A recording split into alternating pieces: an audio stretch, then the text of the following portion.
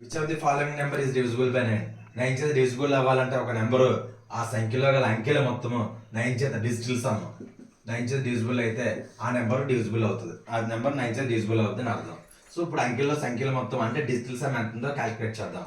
9 + 1 10, 10 3 + 2 5 15, 15 + 4 19, 19 అంటే 9 + 1 10, 10 అంటే 1 + 0 1 అలా 5 + 5 10, 10 + 3 13, 13 + 9 22, 30 36, 36 అంటే 3 + 6 9, 9 + 4 9 + 1 10, 10 + 4 14, 14 + 2 16, 16 + 1 17, 17 అంటే 8, 3 5 8, 8 8 16, 4 20 26, 26 అంటే 8.